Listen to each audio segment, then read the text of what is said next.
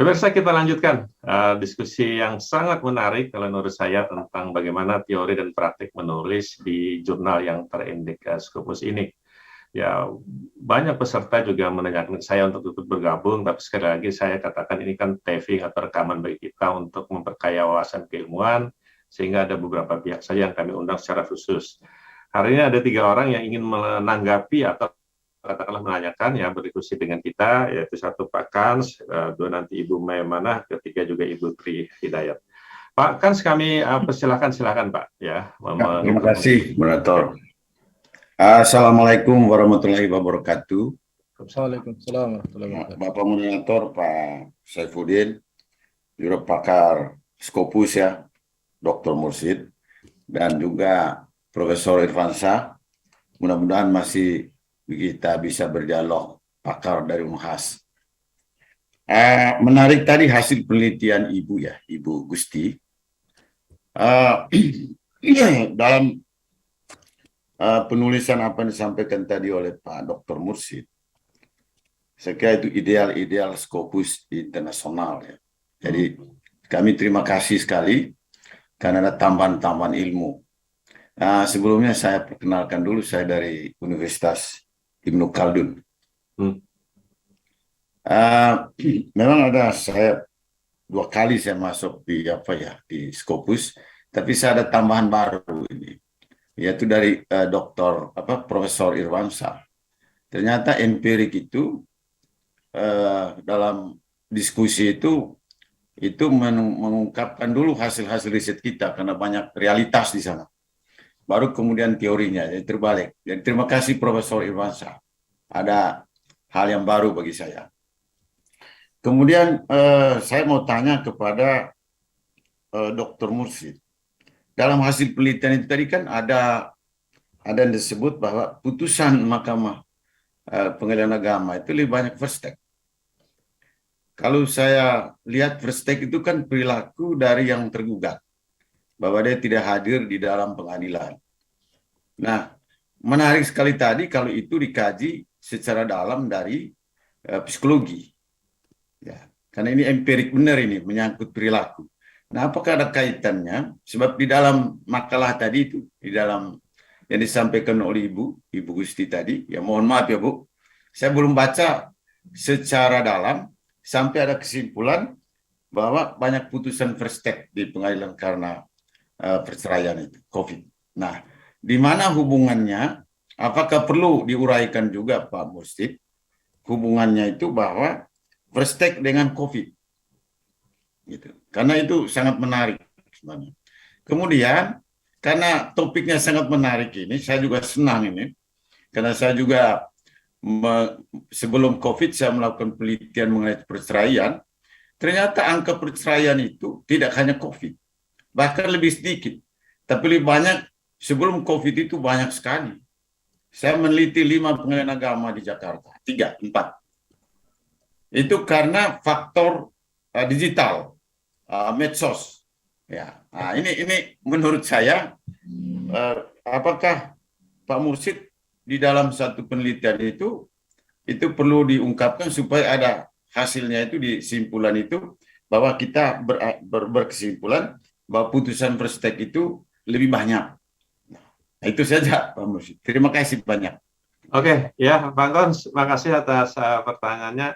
Pak Mursid ditahan dulu, nanti kita sekaligus saja menjawab. Kita persilakan dulu Ibu Maimanah ya untuk mengungkapkan katakanlah apa yang ingin disampaikan atau yang ingin ditanyakan. Silakan Ibu Maimanah. Ya, terima kasih Bapak Moderator, Bapak Dr. Saifuddin. Bismillahirrahmanirrahim. Assalamualaikum warahmatullahi wabarakatuh. Assalamualaikum. Yang saya hormati Bapak Ibu narasumber pada hari ini, alhamdulillah hari ini banyak sekali ilmu yang luar biasa yang saya dapatkan begitu ya, yang belum pernah sama sekali sebelumnya didengar. Alhamdulillah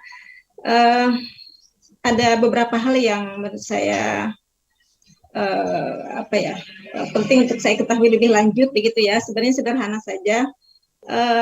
Ini Pak, kalau kita menulis di jurnal Scopus kan berbahasa Inggris ya. Nah, biasanya kalau kita atau karena kita keterbatasan bahasa Inggris, umpamanya kita kan memakai jasa penerjemah kan gitu Pak ya. Nah jasa-jasa penerjemah itu biasanya menawarkan juga ada yang native, ada yang tidak native gitu orang Indonesia yang menerjemahkan. Nah apakah dalam hal Scopus ini kita perlu ke native menerjemahnya atau cukup apa namanya yang lokal saja begitu ya, sehingga bahasa kita ketika dibaca oleh reviewer itu benar-benar sudah bagus gitu ya. Yang pertama, kemudian tadi juga dijelaskan bahwa penulisnya itu bagus banyak, cuman tadi belum tergambar berapa maksimalnya begitu ya. Kalau minimalnya satu orang sudah boleh, tapi maksimalnya belum tergambar. Apakah kita boleh ber-9, ber-10 dan seterusnya? Ya kalau peluang itu ada kan kalau kita tahu peluang itu ada, banyak kita akan bisa memanfaatkan ini lebih maksimal gitu. Itu aja sebenarnya Pak. Oke, ya. Terima kasih. Assalamualaikum warahmatullahi wabarakatuh. Waalaikumsalam warahmatullahi wabarakatuh. Ya, Pak Mursid, kita tahan terakhir ya, Ibu Tri Hadayati, silakan apa yang ingin disampaikan. Baik, terima kasih Pak Moderator. Bismillahirrahmanirrahim. Assalamualaikum warahmatullahi wabarakatuh. Assalamualaikum warahmatullahi wabarakatuh. Perkenalkan, saya Tri Hidayati MH, kebetulan bekerja di IAIN Palangkaraya, dan juga kebetulan sekarang masih dalam tahap studi di Ilmu Syariah UIN Antasari, Banjarmasin ya. Dan tadi beberapa hal yang sudah disampaikan oleh para narasumber. Dalam pengalaman kami kebetulan saya untuk Sinta 2 ada beberapa ya Pak ya. Jadi dari yang disampaikan tadi, sepertinya di Sinta 2 tidak terlalu jauh ya dengan Sinta 1 begitu. Dalam hal tahapan, kemudian prosedur, dan juga beberapa hal yang terkait tentang seperti template dan segala macam tadi ya.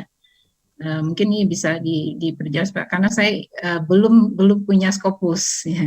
Jadi ingin sekali menulis di Scopus, dan konsentrasi saya kebetulan hukum perdata kalau bidang keahlian gitu. Jadi hukum keluarga bisa masuk juga, dan hukum ekonomi juga masuk. Kebetulan sekarang saya intens di hukum ekonomi syariahnya juga.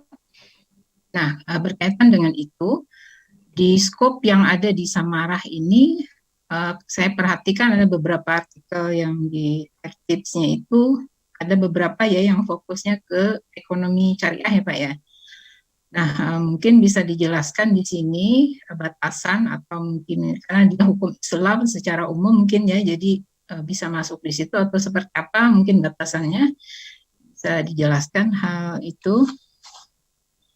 Kemudian dari biasanya yang agak menakutkan Pak untuk Scopus Novi gitu ya. Sering digabung-gabungkan tuh masalah fee-nya. Wah, kalau Scopus katanya ini gitu ya. Tapi saya alhamdulillah kalau melihat di Samara ini budgetnya lumayan kecil aja ya Pak ya.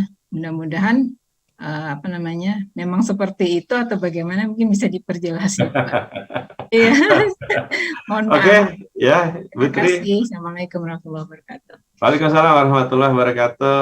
Ini Pak Mursid, ada tiga Pak Kans tadi bicara tentang minta wawasan kaitan dengan ya perceraian di masa pandemik tadi ya, kaitan dengan putusan, ya, kemudian juga Ibu Maimanah ya, yang terkait dengan beberapa hal juga yang penulisan di Scopus itu.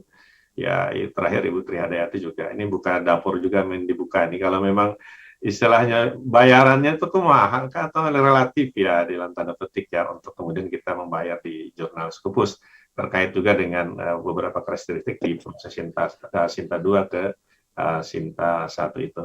Saya yakin juga Pak Mursid tadi sudah juga mencoba merekam, dan mudah-mudahan bisa merangkum dengan sesingkat-singkatnya Pak ya.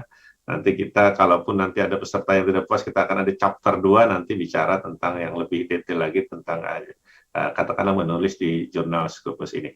Silakan Pak Mursid. Baik, ini ide yang sangat menarik. Terima kasih dari Pak Kans. Salam kenal Pak Kans Danggur. Ini menariknya kita bergabung di di dunia akademisi. Jadi itu kita saling melengkapi. Jadi, apa yang disampaikan oleh Pak Kans tadi itu memperkuat risetnya Bu Gusti ini. Jadi ini sampai masuk analisis bahwa ini kan bisa dikaitkan bahwa ini adalah putusan first take. Jadi ini kan terkait dengan psikologi hukum. Ya, jadi masa persoalan yang sangat penting, walaupun ada peluang untuk itu dari segi hukum, tetapi dalam prakteknya masa persoalan yang sangat penting yang terkait dengan dia, istrinya dan anaknya kok tidak datang. Nah, itu kan bisa disitulah pentingnya yang memiliki otoritas ilmu. Walaupun saya ulangi, walaupun dari segi hukum itu ada ruang, makanya ada kasus diputus dengan first take itu ada ruang, tetapi kita bisa menganalisisnya itu, Bu Gusti. Ini terima kasih, sangat bagus nih idenya Pak Kans ininya. Nah, ini yang lain ya ini sangat menarik. Kemudian terkait dengan riset tentang angka perceraian, saya sendiri Pak Kans 2019 saya meneliti tingkat perceraian di Aceh dan Sulawesi Selatan. Alhamdulillah riset saya diterbitkan di jurnal Ahkam, jurnal Scopus juga. Nah, itu juga saya sorot itu apa yang temuan dari Pak Kans itu tentang pengaruh digital, pengaruh medsos. Itu juga diperkuat. Nah, silahkan saja ini ditelusuri tulisannya Pak Kans, Bu Gusti, tulisan saya juga untuk memperkuat ininya. Jadi sesama peneliti itu saling menguatkan, jangan tidak dirujuk Pak Kans, Bu Gusti sudah sampaikan di sini. Nah, itu ada temuan, jadi saling melengkapi. Terima kasih Pak Kans ya. Ini saya setuju dengan apa yang disampaikan. Berikutnya Bu Maimanah ya, dari Antasari ini ya. Ya. Baik. Menulis di jurnal Scopus berbahasa Inggris, ada tawaran penerjemah, apa cukup dengan penerjemah lokal atau native? Ya, saya santai-santai aja seperti itu. Kalau artikel Bu Maimanah bagus, kirim berbahasa Indonesia. Kirim ke kami dalam bahasa Indonesia kalau artikelnya bagus. Ya. Sebetulnya Pak Saifuddin, di jurnal saya itu saya sebut bahwa untuk orang yang dari peneliti dari Indonesia yang tidak memiliki latar belakang pendidikan di Barat, maka wajib menulis bahasa Indonesia. Rupanya oleh nasihat dari para pengelola jurnal Scopus, karena kami tergabung dalam grup editor jurnal Scopus di Indonesia sebanyak 101 orang, itu dinasihati Pak Mursyid sebaiknya itu dihapus aja deh, buat yang normal saja. Jadi bunyinya itu adalah boleh dalam bahasa Indonesia, bahasa Inggris, bahasa Arab. Jadi kami tidak ada masalah kalau artikel itu masuk bahasa Indonesia, karena bagi saya malah pengen sekali jurnal itu sebagiannya berbahasa Indonesia, Anda diizinkan oleh Scopus. Tapi karena tidak diizinkan, maka kami menerima artikelnya itu berbahasa Indonesia. Percaya diri. Jangan karena kita dokter di bidang hukum, kita kuliah di lokal, dianggap tidak bagus. Gara-gara kita tidak berbahasa Inggris. Jadi itu keliru, fatal sekali kesimpulan seperti itu. Coba nengok Oman Fatur Rahman, pengelola studi Islamika, itu juga pernyataannya begitu. Dia mengirim artikel ke jurnal internasional itu berbahasa Indonesia. Tapi orang melihat isinya. Sekarang beliau sudah profesor. Saya sekarang ini kalau ngomong tentang Scopus itu didengar. Kalau sebelumnya nggak ada yang dengar, kenapa? Nggak punya Scopus. Nggak punya di Scopus. Jadi kami ada kebijakan, Bu Maimanah, kami menerima artikel dalam bahasa Indonesia. Tetapi setelah direview, maka itu akan kami terjemahkan. Kami sudah kerjasama dengan lembaga penerjemah yang kredibel, karena rata-rata alumni Australia, alumni Inggris, dan alumni Amerika. Jadi kami mohon jangan percaya tulisan diterjemahkan kepada kawan. Ini ada kasusnya, artikel diterjemahkan sama kawan, saya bilang ini Google Translate ini, kami musuh besar itu Scopus dengan Google Translate. Akhirnya saya minta konfirmasi balik, rupanya kawan itu memang alumni Barat, tapi buru-buru dia akhirnya diterjemahkan Google Translate, kemudian dilakukan Grammarly, cek Grammarly, ya nggak nampak ruhnya. Jadi kelemahan kita menerjemahkan Google Translate itu mesin. Kita memaksudkan tadi itu berbanding lurus, ditulisnya maksudnya berbanding terbalik, tetapi yang diterjemahkan itu berbanding lurus.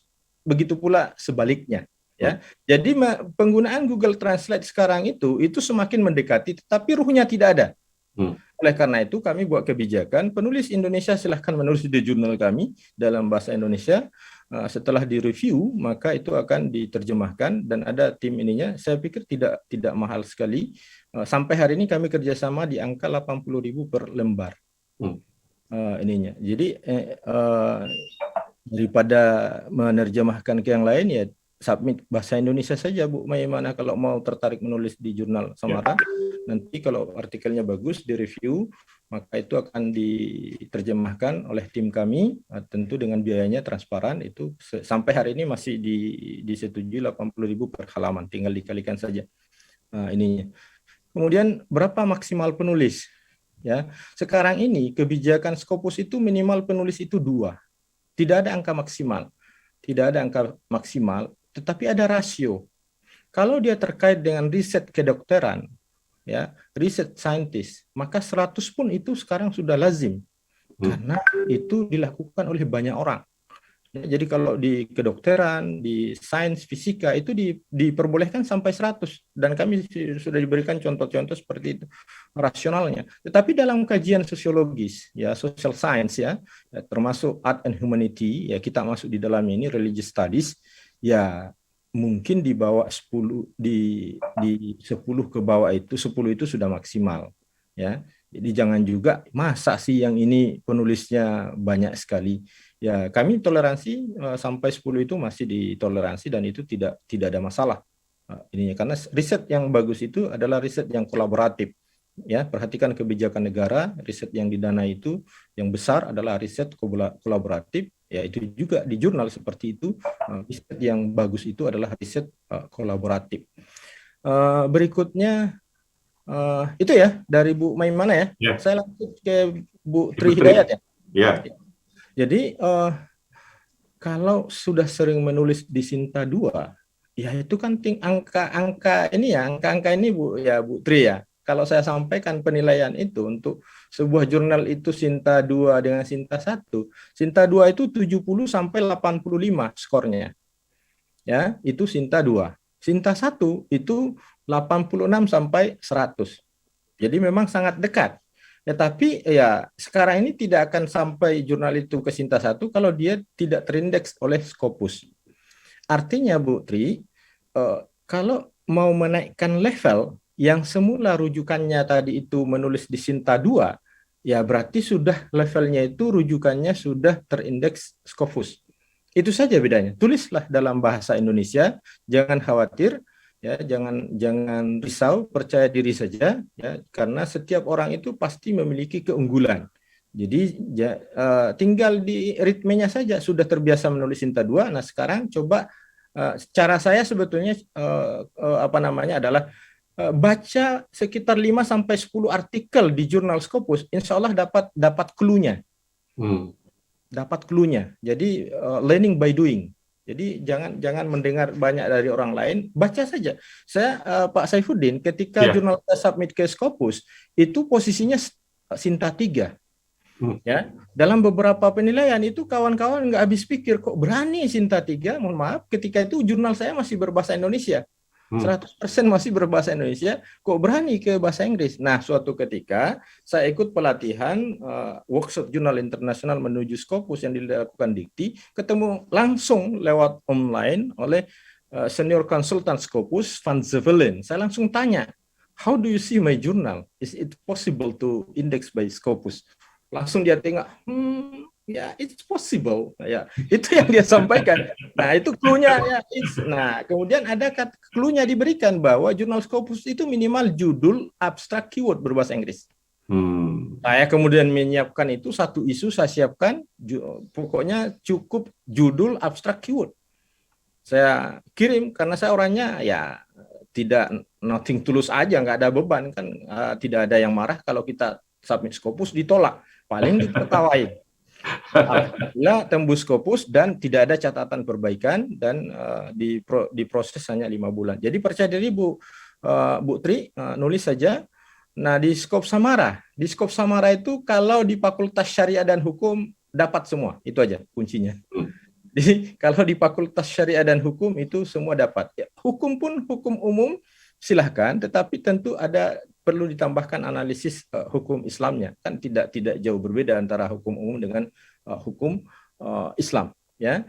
Jadi terkait dengan ekonomi syariah, iya, hukum ekonomi syariah. Saya ulangi sekali lagi, bukan FEBI ya, bukan FEBI, tetapi Jurnal Samara itu adalah jurnal di Fakultas Syariah dan Hukum UIN Araniri, sehingga itu jembatan kita bersama. Akademisi di Fakultas Syariah dan Hukum di seluruh Indonesia silahkan submit artikelnya di Samara, mudah-mudahan di review dan bisa terbit di sana. Kemudian pertanyaan yang ketiga ini agak sedikit rada berat. Jadi memang kita ini pemerintah belum berpihak kepada jurnal, sudah berpihak pada penelitian. Penelitian itu digelontorkan dana itu seseorang satu peneliti bisa 1 miliar. Ya, jadi sekarang ini dana riset itu di PT KIN itu nggak mau lagi orang meneliti 15, antara 40, 60, 75, 80, 150, 250, 500, 1 miliar. Tetapi coba perbincangkan, apa ada kebijakannya terkait dengan jurnal? Berapa dana yang dikelontorkan pemerintah untuk jurnal? Itu nol besar. Ya, nol besar. Saya sudah keliling ke kawan-kawan di seluruh Indonesia, pemerintah belum memperhatikan itu. Nah, sehingga ya kita tidak ada jalan. Sekarang ini kita sudah membuka link di seluruh dunia, artikel ini bagaimana? Ya, di Samara sampai hari ini publication fee-nya itu kami masih kebijakannya masih 2 juta. Orang mengatakan itu murah. Nah, mungkin ada penambahan. Kalau misalnya artikelnya berbahasa Indonesia, maka itu diberikan beban biaya terjemahan. Kemudian ada lagi nanti yang namanya proofreading. Jadi itu beragam tagihan. Kalau misalnya ada yang di ruangan ini pernah menulis di Samara, ada tagihannya 2 juta, itu berarti sangat bagus bahasanya, tidak perlu di proofreading. Ada yang 3 juta, berarti dia sudah berbahasa Inggris tapi masih perlu di proofreading. Ada yang 4,5 juta, berarti dia artikelnya berbahasa Indonesia murni, dikirim kepada kami serahkan jasa translator untuk menerjemahkan. Jadi kalau ditanya, berapa publikasinya fee-nya Samara? Ya hanya 2 juta. Ya memang itu real 2 juta. Berapa yang lain? Itu ada yang sampai ke saya itu dikasih nampak 17 juta. Makanya orang ngeri. Ya, makanya orang ngeri. Predator lagi. Ada kawan saya itu beberapa orang sudah dikirim itu 700 euro. Ya, 700 euro itu sampai 17 juta. Begitu terbit itu ternyata predator. Itu nangis kawan saya itu sampai ininya itu. Jadi kami tidak sampai hari ini itu pun seperti itu. Mohon maaf ini Bu Tri, publication fee 2 juta saja saya sudah dituding sebagai pembisnis intelektual. Ya, saya menghabiskan umur di jurnal itu, tidak ada gaji khusus sebagai editor in chief, tidak ada bayaran khusus editor in chief. Begitu ditagih 2 juta, oh ini pembisnis intelektual. Itu tidak. Saya buka dapurnya bahwa seluruh reviewer yang kami mereview di jurnal Samara itu kami bayar profesional, translatornya profesional, editornya profesional, proofreading, kemudian layouternya semuanya profesional. Kalau tidak, dulu saya buka rahasianya, saya mengolah jurnal Samara sampai Sinta 2, saya sendiri, 1 orang. Ya, ketika sudah Scopus tidak bisa lagi, harus ada tim.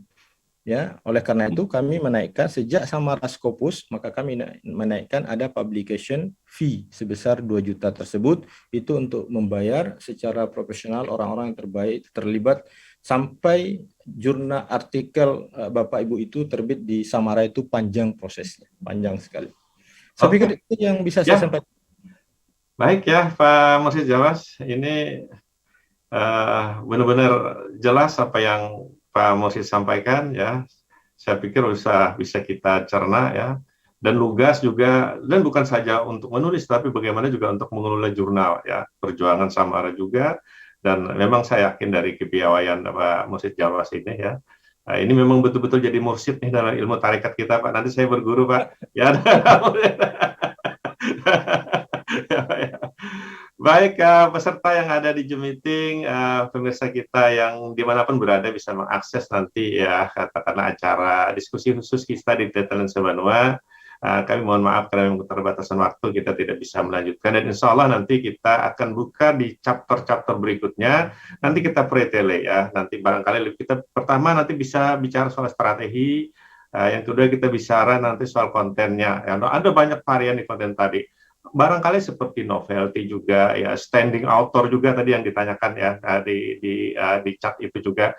Nanti kita bikin secara tuntas per sesi ya saja untuk itu, sehingga betul-betul nanti bisa membimbing kita ya untuk kemudian kita bisa tembus di jurnal yang terindah Scopus.